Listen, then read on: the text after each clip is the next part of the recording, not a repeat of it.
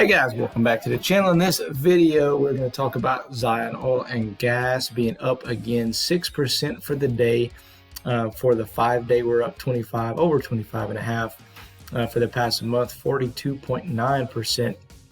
For the 6 month, almost 30 and a half, and for the year, 87.5%. Okay, so currently at the time of the video, it's 1:30 p.m. Central Standard Time.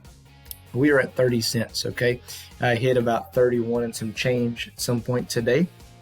So yes, another great day for us in the market and the world of ZNOG. So exciting to see that momentum starting to kind of pick up a little bit on Zion.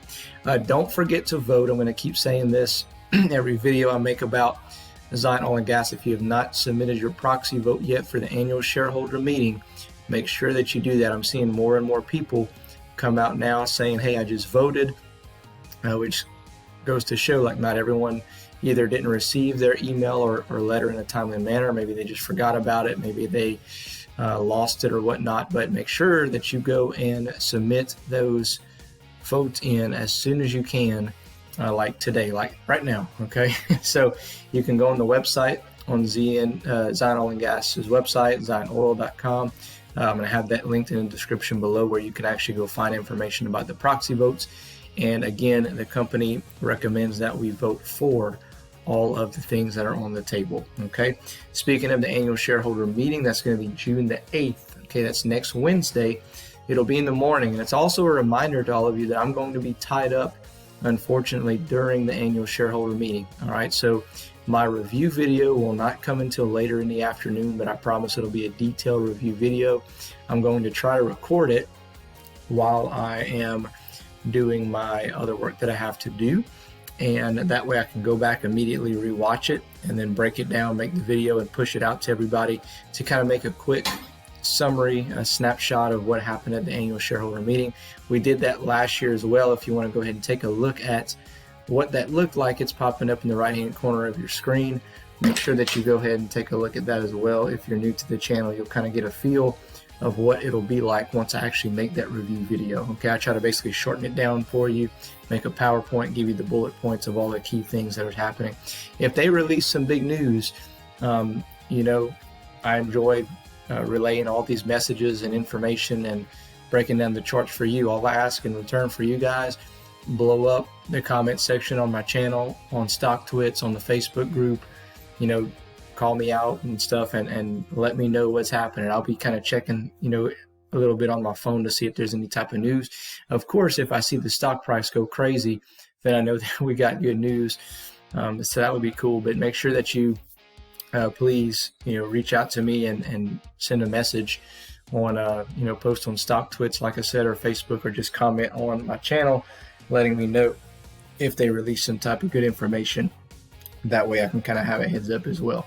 Okay, so what we're going to do today for this video, we're going to go over some stuff off of the Facebook group. I know most of you have seen the pictures, all right, the pictures that have been posted the past week and a half on the Facebook group, and with pictures of the rig and stuff like that. So there's been some questions that have popped up on the pictures, and people have actually replied to those questions that I wanted to actually touch on a couple of them and share some information on this video for people who may not be a part of the Facebook group, or for people who are, maybe just have not seen it. So for one, if you're not a part of it, or if you have a Facebook, it's Zion Oil and Gas Investors. You can go and sign up for that and join the group. That way you can kind of keep track of any type of information or questions. And they talk about, you know, not only Zion Oil and Gas, but they talk about in general. Sometimes they have questions talking about, you know, different trading platforms or something, so you may get some information on trading as well. But it's mostly,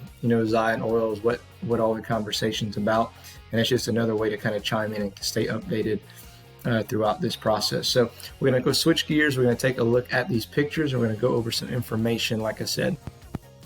All right, guys, so this was posted on May 31st. Okay, it's 3 tanks, and someone said, hey, did MJ1 ever have these big tanks? And then there was a reply back, I guess, in someone who has been in the game and Zion Oil and Gas journey for quite some time. It says, nope, they only had one vertical silo for dry cement or bentonite. All right, so they did not have 3 of these tanks on the MJ1.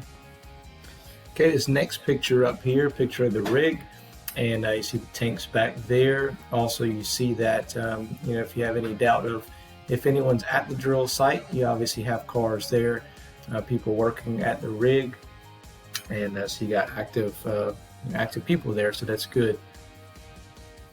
Next one here, it's kind of blurry, but someone said this is a PSI reservoir testing crew, mostly for the DST, which is the drill stem test. And a reminder what the drill stem test is for. It's basically to isolate and test pressure, permeability, and productive capacity for the oil rig. All right, next one up, guys. This picture is kind of from far back, but I'll read some of the comments off of it. But look at the beautiful, beautiful crops growing right there. Some people said that these dirt mounds here are used possibly for security, kind of build it up off the drill pad. And you see all the vehicles out here as well. And reading a couple of comments, someone said that they noticed that they have permanent power poles, and someone replied to them saying, hey, I had a friend who visited the drill site, sat in the wireline logging truck, and chatted with staff on the MJ1. Told them there was actually no power lines at that point, so that's pretty cool. As you see, Production Solutions International is on site again in the background. Like I said, that's probably there for testing. And someone mentioned a flare stack. There's two people that mentioned a flare stack. So we're going to go over what exactly a flare stack is and what's the purpose of a flare stack. Okay, this website here, this link will be in the description below if you want to read through all of the 5 things about flare stacks. I'm just going to go over 2. It says, for starters, what exactly is the pole with a flame that we often see at industrial sites like oil rigs, big power plants, things like that. It says the tall, thin structure with flames or steam coming out of the top is called a flare stack. It's a gas combustion device used at industrial sites to burn off waste and other unwanted gases. So why is the flare stack producing fire? A flare stack produces a fire at a port of controlled burning taking place for a few typical reasons. 1, as a part of testing to stabilize pressure and flow from a well. Managing waste. It's number 2, managing waste, gas that can't be captured or processed. Or 3, for safety or emergency situations to release pressure.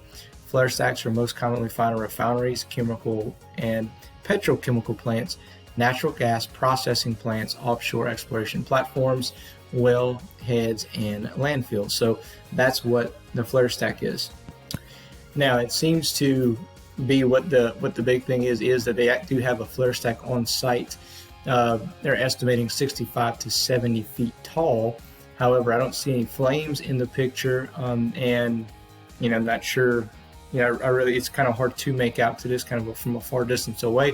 But again, it's a lot of talk online, a lot of speculation and things like that. So keep that in mind too. You still haven't gotten a whole lot of info from the company. That's where what we're kind of really waiting on, just like always, is you're waiting on clarification of what in the heck is going on. But overall, those pictures are pretty neat, and it's good to see that we have things still moving in the right direction, although it's taken some time. So we're really hoping for next week that we can get some type of clear picture of what's going on, maybe giving us a more in-depth update on some things that have been happening with Zion Oil and Gas since their last operational update, which has been on May the 11th. Okay, all right, so let's take a look really quickly at the charts. Let's see what they're telling us. So we talked about we want to see 34 and a half cents, maybe 35 cents to fully reach the tip top of that cup and the cup and handle pattern, and we're getting pretty close. We're pretty much right at 31 cents at this point right now, and we got a little bit above 31 cents at some point today. Volume, we do have some volume, not nearly as much as we would like to see. However, again, we're not going to really take off until we get some type of announcement. When the announcement comes and it's positive, then it's going to really move. Something else I feel that could potentially get us moving and really get some traction on ZNOG is Webull. So Webull is going to allow OTC stocks to be traded on their platform. And this is an email I got from them. I did reach out to them to see, hey, when in the world is this going to take place? Because that's going to open up a whole different platform and market for investors to invest into Zion Oil and Gas once the word gets out. And it says, thank you for contacting Webull. OTC stocks trading is currently not available yet and is still under the beta testing. We appreciate your interest in the beta program. We are at the final preparation stage to ensure a smooth beta experiencing. You are on the waiting list and will be updated with a formal email and in-app message when it becomes available to you.